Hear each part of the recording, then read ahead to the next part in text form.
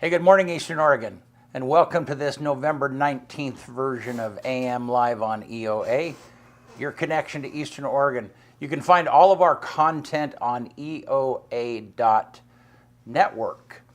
Thank you for joining us this morning, and here in a little bit we're going to have Jason Issacson from the LeGrand Rotary, and Jason and I are going to be talking about the El Salvador Scholarship Banquet that the LeGrand Rotary is having tonight, and we'll kind of tell you that story.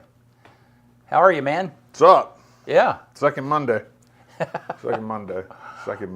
Yeah. And it snowed yesterday. I don't want to talk about it. Every time there's a little skiff of snow, I think about you. It's like, oh, Kyle's not It's just miserable. There's nothing fun about it. Like I understand people like to go dink around in the like out in the snow, but that snow yesterday was nasty too. It was like wet. It's that snow that just soaks your shoes. And well, there was a little bit in the afternoon when it was like the wind was blowing. I was home working, and it was just vertical. I mean, it was just it was miserable yesterday. Horizontal. Not my favorite. Yeah. Not at all. I'm ready for summer. We got some mileage between now and summer, man. Unfortunately. Yeah. It's going to be another late winter too. Like we're looking at like. Yeah. It was funny. One of our guys went on a trip this last weekend, and he was like a winter storm warning, and I'm thinking to myself, it is the middle of November. That's that's not an uncommon time for winter storm I saw warnings. a video of Tollgate, and it was just getting hammered. Yeah. It was just getting hammered. Yeah. And it's just not fun to travel in. It's not fun to do any. I mean, like when I was a kid, like when I first moved here, I had never seen snow before, right? So when I got here,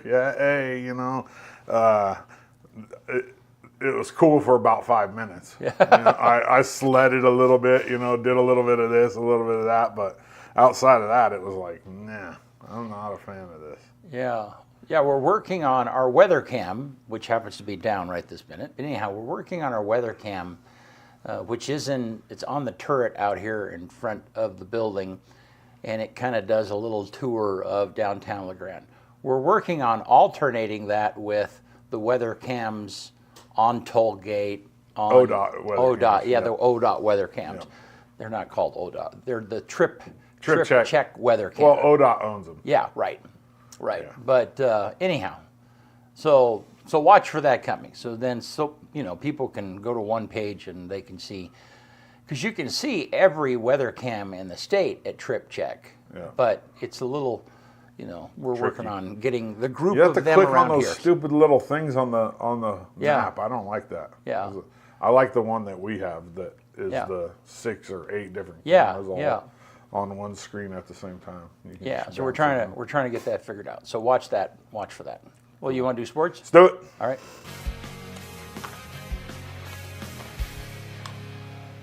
AM Sports Report brought to you by Hobby Habit right here in LeGrand. Now through December 2nd, get the best deals on Traxxas trucks. Take up to $250 off the hottest Traxxas models, including the X-Trucks. This is the biggest discount they've ever offered, and these deals won't last. Get all things Traxxas. I mean, if you just look at these deals, $800 to $600 on the Sledge, $700 down to $550 on the Slash, and these are like not. I mean, you see right there on the box, 60 plus miles an hour. These things don't play. These are real. Like they're big. They're the top of the line in RC cars. Hobby Habit, just for the fun of it.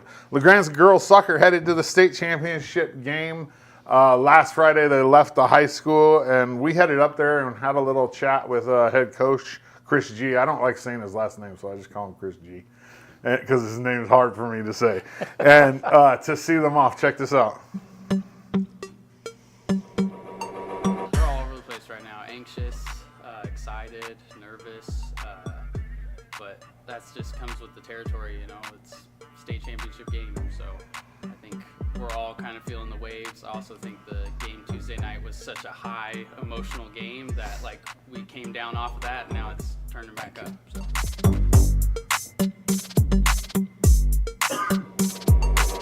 Mantra is kind kind of just been confidence over fear, belief over doubt. So have confidence in yourself, have confidence in each other, believe in the system, believe in each other. And then honestly, since day one, I've told these girls, this is where we're going to be on November 16th. We've been talking this into existence since day one. Go Tigers!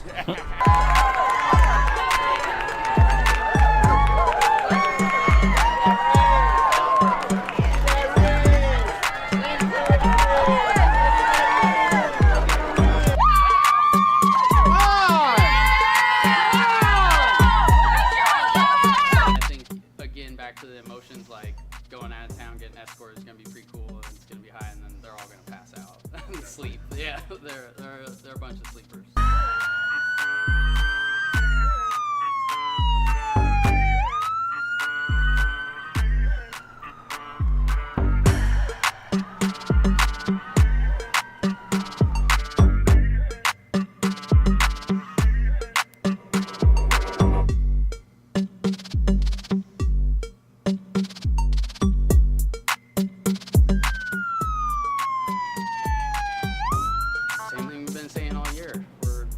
We believe, and we're here for a reason. We didn't just show up out of luck. We've been working hard. We put in the hours and the time, and just keep believing and keep being confident. Excited, and we're ready to go show what we got at state and give Marist, a good game and go win a state title.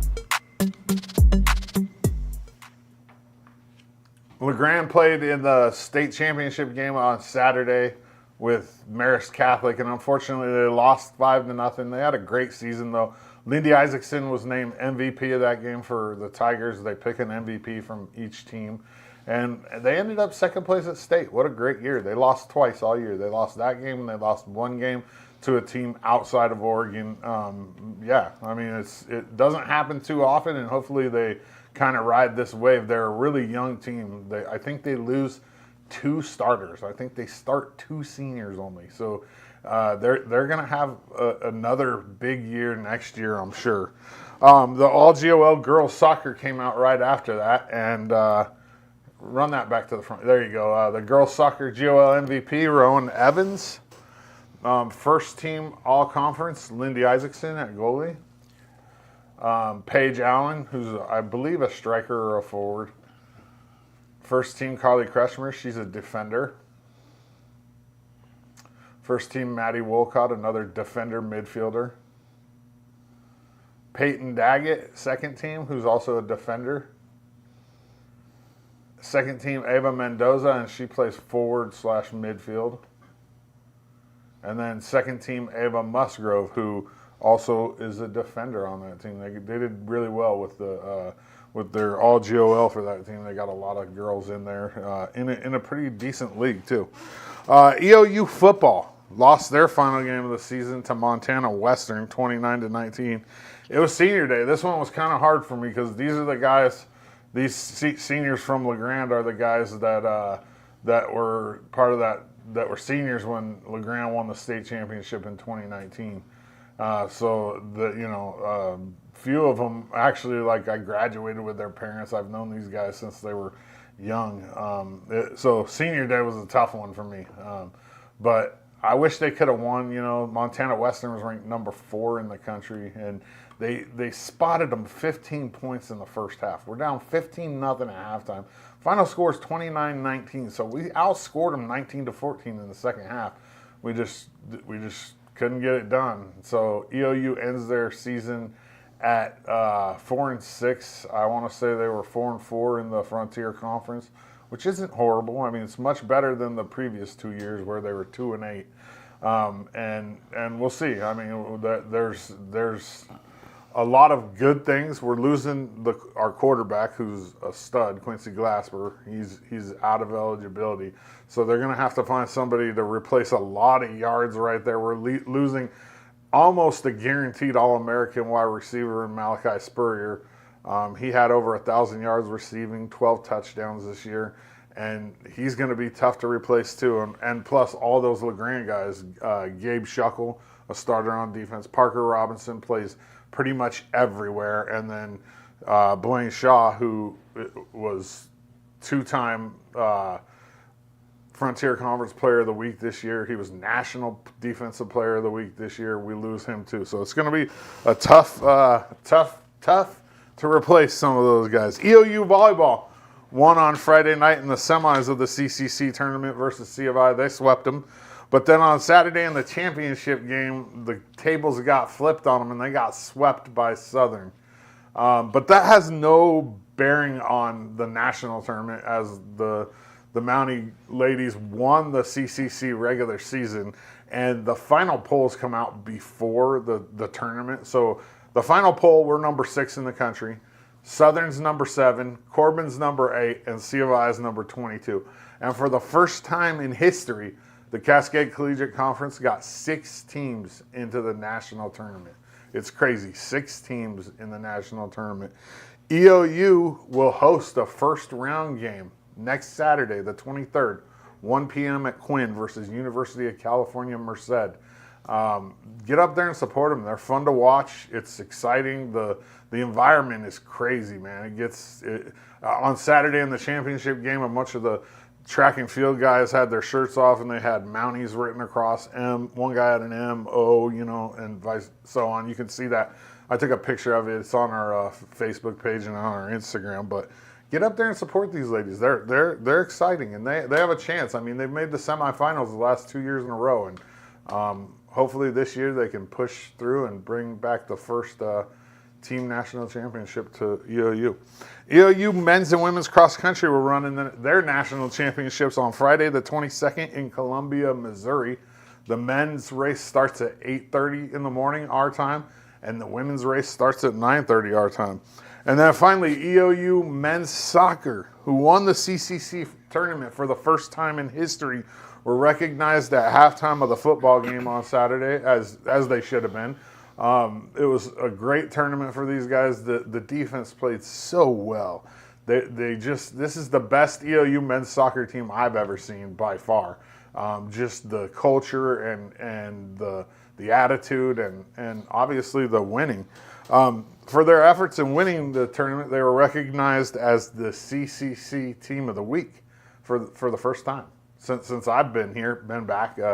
And that's a great honor for Jesse and his team. They also got the automatic qualifier to the national tournament by winning the CCC tournament. They'll travel to Dalton, Georgia to take on Southeastern University in the first round on Thursday, the 21st at 7 p.m. Eastern Standard Time. And you can go to EOUsports.com and click on men's soccer, and you'll find the link to be able to watch that game. I'm sure it probably costs money. On Thursday, I'll have the weekend schedule for EOU winter sports, and we'll go over winter sports in the Valley and at LHS. That's the AM Sports Report brought to you by Hobby Habit, just for the fun of it. All right. Yeah. Busy. Great. Another busy one. Yeah. Another busy weekend, man. Yeah. Busy weekend. But It's fun. I love it. Good. All right. Well, hey, let's look at the weather graphic and see. Yippee. Yeah, 36 today, 31 tonight. So it's like hardly 87% chance of snow. That's, yeah. And then 41. It's just going to be chilly for a while. Well, yeah, but at least the lows aren't dipping all over. Like, No. look at the low on Thursday is only 41. There's only a 2-degree temperature change throughout the whole day. That's crazy. I know. That's just what I was noticing about today. It's only, Yeah, and then you look at like the Saturday of this week, you're talking what's that, 18 degrees difference? Yeah. It's wild. So, yeah, anyhow. Well, we're kind of into the winter. Yeah. So we're definitely there. Yeah. All righty. Well, hey, we're going to take a break, and right after this, Jason Issacson from LeGrand Rotary is going to be with us to talk about our El Salvador Literacy Project. We'll be right back.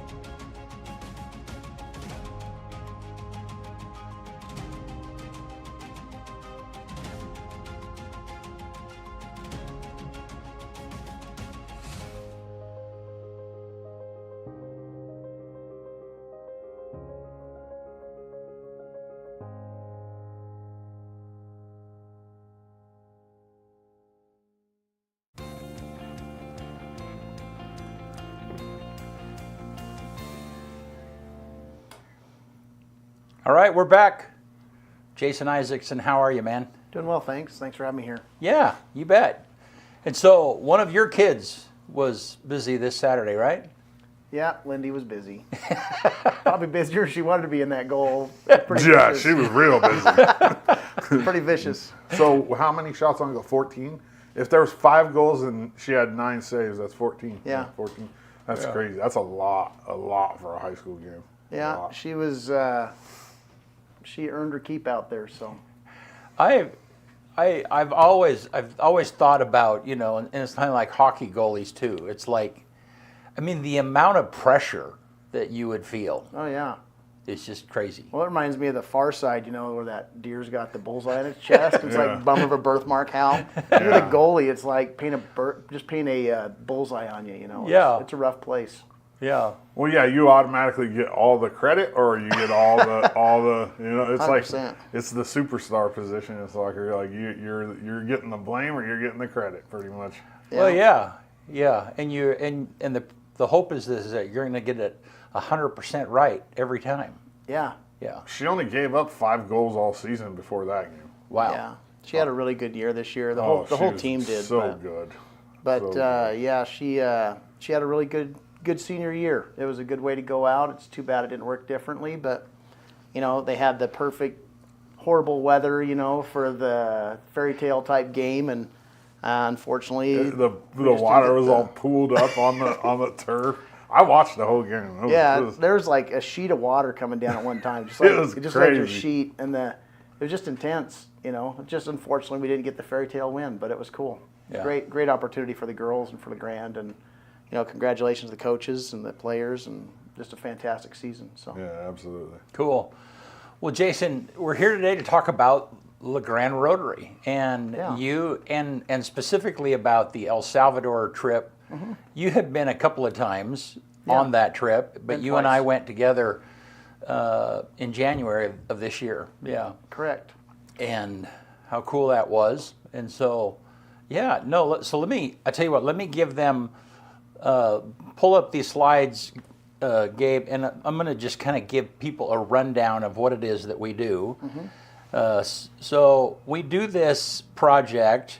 This is our little journey from LeGrand through LA, clear to El Salvador, people who might not even know where El Salvador is. Okay, San Salvador is the capital, and in these 3 locations, we're plugged into a program that has workshops, kind of a tutoring workshop program for mostly rural kids, and you'll understand that here in a minute. So San Salvador is a major metropolitan modern city, but outside of that,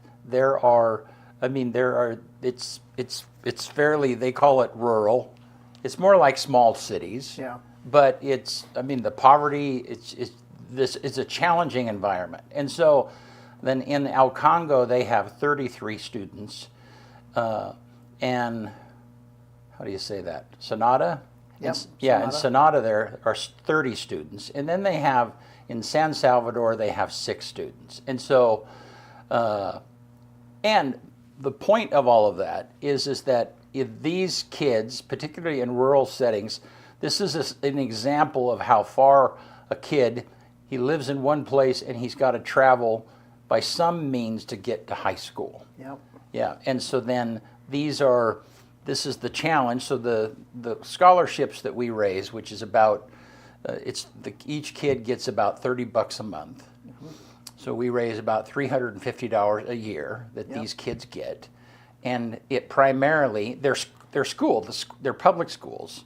School's already paid for, but the money that we gives them the pays for their transportation and their school supplies. Yeah, their means. Yeah, make and it. many of those kids, because of that culture, the boys are emphasized over the girls, and so many of the recipients of the scholarships that we do are girls, and gives girls the opportunity. So let me just roll through the rest of these slides real quick. So then the kids are accountable. So these are the names of the kids that the LeGrand Rotary Club sponsors, their age, their GPA, and it must be, their GPA must 10 it must go a little bit different. So rather than a 4.0, it goes to 10. For sure, yeah. Yeah. Their whole system is much different than what Yeah. we're used to. And then these are the kids that have been a part of the program and the success that has been a part of that. And you can see these are all girls. They're all from different areas, and the program is making a difference. Okay, that's the end of those slides, Gabe. So anyhow, so I guess let's back up. When did you first go there, and how did you end up going? Yeah, that's a good question. You know, I got into Rotary through Joel Meyer, and one of the first things he talked to me about when I joined in 2016, I think it was, fall of 2016, was the El Salvador Project. And having served a mission in Santiago, Chile, have, you know, special place, I guess, in my heart for the Latin people. And so this project just spoke to me. I've seen the poverty, the difficulty of those cultures. And so I was really excited to go. Took several years though. Let's see, we went last January. I went 2 Aprils before that. And so it was just a wonderful experience to go down and meet the people. With cleaning up of the country by their current president, it's made it so that like we were able to experience some things, you and I, that I wasn't able prior to that. And in years prior to that, they weren't able to go even places that I went the first time because the country has become, you know, more safe. Yeah, it's just a wonderful program to go see these young minds that had no opportunity, have that opportunity to truly progress and become who they want to be in a place where there's nobody rooting for them. Yeah, It's awesome. what are some of the things? I mean, so back up just a little bit. So then the reason that we go down from time to time is just to essentially monitor the program. I mean, it's an opportunity for the program to be accountable to those that are donating. And so then our days, what we feel, so normally these workshops meet on Saturdays or Sunday afternoons, and that's what they call it. So then they have a once a week gathering where all of the kids in that program come into one place, and they have kind of a social setting and are accountable to each other and report and so on. So it's a little bit of a gathering, but it's a workshop accountability thing. So when we go, I want to add go ahead. something. Yeah, please. Yeah. I want to add to that. It's actually almost like a family environment. I mean, these kids become a family within the system. Right. And the you know, those who distribute the monies and that take the applications and stuff. I mean, they love these kids. You know, they are very close to them, and they know their struggles and the personal things that they're going through. It very much is it's more than just education. I mean, it's a loving environment where the needs are being assessed and met as possible. So Yeah. it's way more than what just education. That's the beauty of it. Right, and it's almost like, I mean, I think of it like a boys club or a Youth for Christ meeting. Yeah. Or I mean, it's a small group where you're, I mean, if you're not there, you're missed. That's Yeah. the point. Yeah, and so then, and you're not missed only because you're not accountable. You become a part of a group. Totally. Yeah. And so then that dynamic really pulls kids along. Yeah, and I think that accountability is key. If they don't perform, they don't get to continue on. Right. And they have seen the blessing in their own lives as well as those who have gone before them, and they want that. And so the kids, they stretch themselves, and they make. Was that one girl was going 3 hours one way to get to school every day? Yeah. Yeah. I mean, it's just incredible for the a long sacrifices they make. Yeah. Yeah. Well, and so when we went down in January, then they actually they pulled their group together on a weekday because we happened to be there. Normally they meet on the weekends, but so then we went to each of these. We went to Congo, and they had that group together, and we had lunch together and kind of hung out and so on and so forth, and those kids, you know, many of the kids gave reports or talked about what was going on. But and at first I couldn't really, you know, I really didn't understand what was the value, and that was part of the question I had when I was considering going was like, well, why am I going? What is Yeah. the point, But I don't know. Talk about that. What do you see happening? What happens in the lives of those kids when they see us? Yeah, that's a great question, and I didn't answer that, and I think you asked that before. But the account, it's not so much the accountability; it's knowing that these people are real, that there are people in the United States who are providing for them this opportunity, and it puts a name with the face. It puts a person in the place of the money, and they see us for who we are, people who care about them from somewhere else. That we have no reason necessarily to know who they are, and they have no reason to know who we are, and yet here we are helping one another. And I mean, it is a blessing to us too. As we put forth the effort to see these people grow, it makes the world a better place. It makes us better, in my opinion. Yeah. And so, being able to go down there and be a face to them, it makes all the difference. And it's amazing to see their face light up when they meet us, and they're like, "Oh wow, hi, how are you?" Right. It's a pleasure to meet you, and they mean that wholeheartedly. They're wonderful people, and it's a great experience to be down there and to meet the faces, meet the people that are being blessed by this program. Yeah. Well, and you had some experience on your mission with Latin kids. Yeah. Yeah.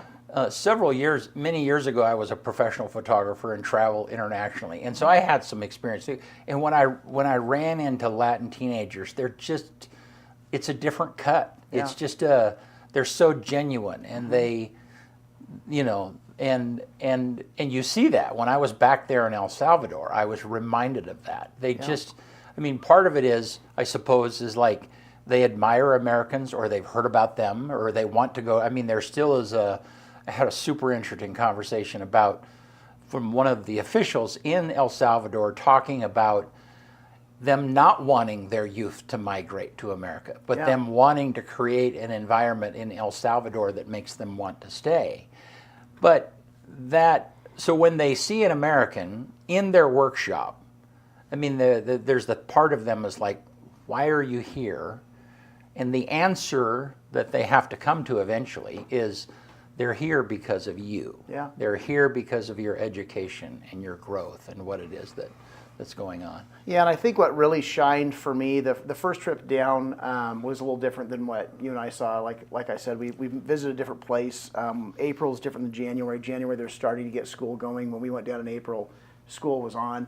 So we actually went to a class where that was actually going on.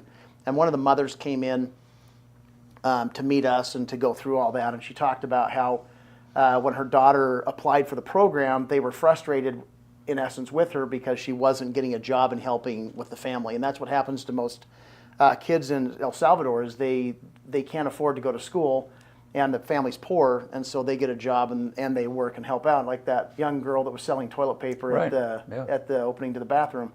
And so I remember talking with her, and she's like, well, I'd be in school, but we can't afford it, so I sell toilet paper. Right. And, it's like, wow, life goal reached, right? Right. That's what everybody wants to do with their life. And so, you see this mother who's talking about her daughter, and they wanted her to find a job, and her job was going to be menial. It was going to be something like that, but it helped support the family. Right. And one of the program requirements is that they give back, and they teach somebody to read. That mother had never learned to read. She was just another generation of people who was never given that opportunity as a student. And she started working early, and her daughter was going to do the same. And tearfully, she told us the story about how her daughter has grown and what they've seen and the accomplishments. And what's amazing is that she's teaching her mother to read, and her mother is improving, and the whole family environment is becoming better because of this girl's participation in this program. And truly, $350 is so little to just the general scope of things in LeGrand, Oregon. $350 doesn't really make a dent of anything, and yet it's changed a family's complete future. Right. To the betterment of that. And one of them, I'm trying to remember her name right now. I don't think it's Sonia. Her and her mom were squatting on a piece of ground that they didn't own in a bamboo shack, and with mud floor, absolutely nothing. She's now a lawyer. And when we went to her house 2 April, that during that April trip, she has a cinder block home with a tin roof, and she has running water, and she had a refrigerator, and she has electricity, and they had a side business where they sold eggs and pork. And to see the change where she was absolutely destitute to being a successful person with a home, and it's incredible to see the change that $350 a year made. Well, and then this program's been going on for about 20 years, and it's got we're working on a video, and it tells the story really, really well, because there's two guys, two older men now, and they're in their late 70s, and the end of when they were close to retirement, they end up going back to El Salvador because one of them had been there for a Peace Corps thing back in the 60s. Yeah. And they go and they discover this need, and they decide to talk about how can we reinvest, how can we help these kids. And so then they plugged into an existing program that had already been going, and then since then have raised money, and many kids have been through this program. The thing that's fascinating is, and one of the requirements is that they give back. I mean, and so then what has happened is now these kids have gone through and been educated and become teachers and professionals, and now they're like, I want to take this back to my own community. Yeah. Yeah. Talk about the very first day from this last trip. We went to one of those neighborhood backs. school. That's the most incredible story. Yeah, that's unique in that that location never would even been open to us had the company not cleaned up like it had because of the gang violence and difficulties. So being able to go there was an amazing experience. But going to, I mean, how do you describe it? It was a 1-lane road that just kind of wound through the jungle. We crossed over a river, and the people were there in the river washing clothes and bathing, basically. Yeah. That's their source of whatever. And we pull this into the alongside the home. It's a rickety wooden gate into a mud flat, basically, with palm trees and those things. And the home that was on the property had been made by the sisters. They packed mud into bricks in a form and built their own home out of mud bricks with a tin roof. Tin roof. Yeah. Yeah, I wish we had a picture of the electrical in there. That I know. That was crazy, the way they had the electrical attached to the right. adobe. Yeah. So there were places where they had drilled. There was an outlet on the outside. Yeah. And they had drilled a hole through the mud, and there was a piece of conduit that came through and it had to have been installed by somebody else, but it came through, and here's a regular modern day box, electrical box on the outside mounted to an adobe house. Exactly. I mean, a mud house. That they had built with their own feet and Yeah, hands. yeah. And then I think most of the house inside, it was mud floor, dirt floor. Would be mud if there was water. Yeah. I think most of their mattresses were blow-up style mattresses, that type of stuff. It was a very humble home, outdoor kitchen, and they had up to 60 children a weekend coming to their home, and the sisters were teaching them, putting on a school for these 60 children, and they taught them art and science and reading and writing and all of the things that you would experience in a school, free of charge. And they had just a huge group of kids show up. It was so cool to see them. What were they, probably 5 up until about 14-ish? Yeah. And but there were probably 30 kids there. oh yeah, Yeah. that we saw. Yeah. Yeah, and all of that happened clearly totally outside of the program. I mean, all of that happened because, and I've forgotten her name, but one of the students who is now graduated. Yeah, and I can't remember. Has either, just 'cause, taken it on. I'm going to create a school in my own front yard. Yeah. And it was just dirt. I mean, there was no. I mean, I think that from the school being there and meeting there at everything was just worn down. Yeah. It wasn't leveled. There was just a little spot there, and I mean. Kind of some chairs and kind of a almost a lean-to thing with palm. Right. It was. But right on the hill above where the school was their outhouse, and again, it was just a hole in the ground with sheet metal leaned together. It was really disgusting. Trust It me. is. Yeah, but it was. I mean, that was just. I was just blown away. I just was like, this is. I don't know. It was just crazy. It is, and to see the seed that was planted within that family to do what they're doing for their own community right now and giving back is incredible. Yeah. So I put in the comments the if you want to know more about this program, and if you are inspired to donate, there's a link that goes that tells you, this page tells you more about that particular program, and there's a place where you can donate. This is the place where our LeGrand Rotary folks are going to be donating to, and our goal is, right now we're funding 10 girls. We're spending $3,500 a year, and our goal is to 10 girls, 10 students. There are boys in the students all in the program also, but our goal is to have another 10, to send another 10 students. So we're wanting to double what it is, our efforts to make that happen. So I don't know. I was thinking about the girl that we met at the outhouse, and so let me just describe the bathrooms just a little bit. So one of these trips that we were on, we had been to one workshop, and we were in. I think there were 14 of us in one van. It was an oversized van, and the driver who took us around is Don Julio, very experienced, and he's ingrained in this program. He's the same driver that they've been using for years and years to take groups around. Yeah. He's knowing where not to go. Yes. I mean, so he's kind of up on the culture and knows where it's safe to go and where it's not to go. Anyhow, so between one of these workshops, we needed a potty break, and so we found our way to a place, and there was a public outhouse.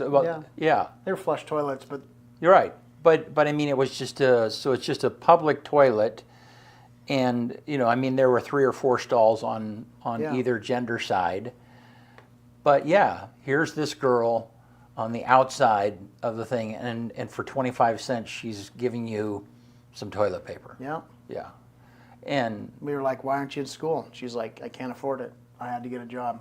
Yeah. And here I am. And she was exactly who we are looking for. Yeah. What a statement that was for us. Yeah. Yeah, it was amazing. Yeah. And she's not the only one. There's so many. Right. And that was the point, is that it only cost a little bit of money to make a difference in the lives of these kids, and there are so many more that need help. Yeah. I think it's kind of cool that El Salvador means the Savior. That's translated directly as the Savior. I just think it's cool that we're working in El Salvador, helping to not really save necessarily, but bring about a positive change in lives where there is no hope. There's no way for them to change their own stars, and that small contribution of $350 a year gives a student an opportunity to study and to progress in a way that would never have been offered them. Yeah. And it's multi-generational. It's within the family. Families are changing. It's not just, the one, and it's just exciting. And when you go down there and you meet the kids and you see their faces and you'll meet their parents, and you eat their food and you enjoy the smells of El Salvador and what's there, and you experience all that, The first time we went down, when we went to this one home, we had a chicken dinner there, and there was a dog fight outside the door, and it was just, you got to see the dogs down there. They're like the skinniest, ugliest little dogs you've ever seen, but they're nice dogs. I wouldn't pet one, but they're nice dogs. But there's a dog fight outside the door, and we're eating chicken, and it just flies everywhere, and I'm just like, I was in Chile again. It was so cool to be back in an environment like that, and just and just enjoy the people and and everything that was there. And it was fun to look around. We had one of our Rotary members' daughters was along. It was so cool to watch her just absorb it and move through it. And it was life-changing for her. I know it was. You can't go down there and experience those things and not become a better person. Yeah. Not that she was a bad person, but Right. we all find a better part of ourselves in that experience. One of the things that fascinated me is that, so the adults in the group, I mean, we're kind of hanging together. You get to know them, and the founders of the group, they're both from Chicago, and one of them's Catholic, I think, and then there was a Jewish lawyer that came from New York, and Moses. he's retired, Moses, yeah, and then you and I are people of faith, and we're coming, and so and we didn't talk about politics, but I know that, you know, everybody kind of comes from different political persuasions Sure. and different faith. Yeah. Some of them no proclaim faith at all. Yeah. But I don't know, I just deeply felt like we're doing the work of God. Yeah. And so then, I mean, for me, that was one of the just super, I mean, I can't hardly talk about it without becoming emotional because know. it was so significant. It has, for me, it has God written all over it. Yeah. Yeah. And I how, agree. and that's the cool thing is that regardless of the differences that we had or that we have, whatever they might be, it's like here's this common thing that needs to be done. Yeah. It's And about so humanity. so just leave whatever agenda you have at the door and get to work. Yeah. Yeah. Yeah. It's just, I just can't wait to go back. Yeah. You just want to go back. It's just that good. Yeah. Can you think of, I mean, are there any other experiences that kind of stick out to you that, you know, because you've been on 3 trips now? Just together? 2. 2, okay. Yeah.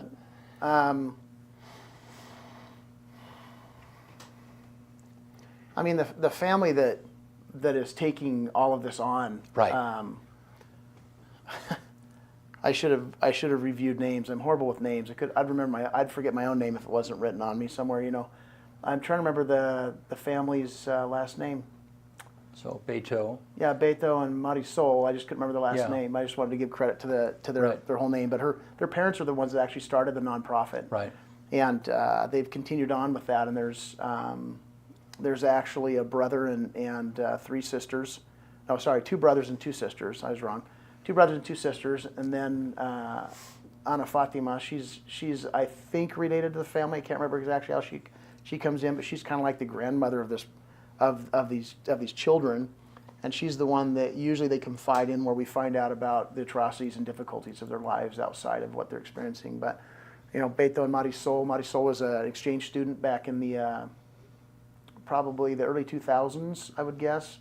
And she went to Alaska and was actually somehow connected with a gentleman who's been part of this program as well, raising money out of Alaska and other places. I mean, it's an amazing group of people that have provided not only high school but college education for this group of kids for a long time. You know, and we're a drop in the bucket compared to what these men have done in the past, and what they're hoping to pass off as well. You know, because they're not going to be around forever. But that family, Beto, he actually is kind of the instructor over all of it. He's the one that kind of deals with everything. He does get a small pension for his work, but the rest of the family is all volunteer. Right. And they know these kids by name, and they're there on weekends and in their own personal time. They spend time making sure that the kids are taken care of and the money is well spent. One of the students, actually the one that became a lawyer, her family was so destitute they used some of her money for food, which is against the rules, and that can get you kicked out of the program. And her and her family worked hard and paid the money back and did what was right. And those are the people that help hold accountability to the program and make sure that it's moving forward successfully. And it's an amazing thing of trust that we have with them, but they're the type of people you can trust. And so it just continues to move forward and grow and be what it is. Yeah, and you see that. And again, I mean, there's so much that I didn't know when I showed up, you know. But to meet Beto, and then, oh yeah, that's Beto's sister, and this is Beto's other sister, and it's their, you know, Beto is the facilitator Yeah. that makes things happen there on the ground, but he's got this crew of family that understand the mission and just buy in, and yeah, I mean it's and they're a force. Yes, they are. Yeah, I Yeah, they're mean amazing. because they understand the mission. They understand what difference it's making and so on. You know, and I felt a little awkward at times because you know, when we would go to these workshops, they would have a little gift for each of us as we came in, you know. I mean, they treated us with great honor, and you know, I felt a little awkward because, you know, in their minds, they thought maybe it was about us coming, but in our minds, it was all about them. It is. Yeah. Yeah. And it took, you know, and you could see in the face of the kids, it just I mean, when us as adults would take the time to learn their names or to engage with them or to talk with them, they were, you know, their self-esteem was elevated, which makes a difference in the lives of, you know, what they do. So Yeah, I wish there was a way to go through every student and talk through, you know, their family situations and what they've overcome and the price they pay every day. And that's difficult to do, especially when you haven't met them in person. But once you meet them and they become a real person to you and not just a picture, right. and you laugh with them, and you cry with them, and you go through all those things that and experience those things with them. That's where where it really solidifies within your soul that this is good, and what's being done is worthwhile. And then it's just, you know, trying to help other people see that, so that the program can grow and more can be blessed. Yeah. Well, awesome, Jason. Thanks so much for jumping in today. And Thank you for inviting me. And again, we're having our banquet tonight, which is mostly just for our Rotary group and our friends. But if you want to know more about this, be sure and reach out to me or click on the link that I put there, and you can kind of learn more about the program. This is absolutely something that I believe in, and that makes a difference in the lives of kids. So it's a win as far as I'm concerned. It's Very like, awesome. Why wouldn't we do this? So yeah. I agree. Yeah, thanks, man, for being here. Yeah, my pleasure. Yeah.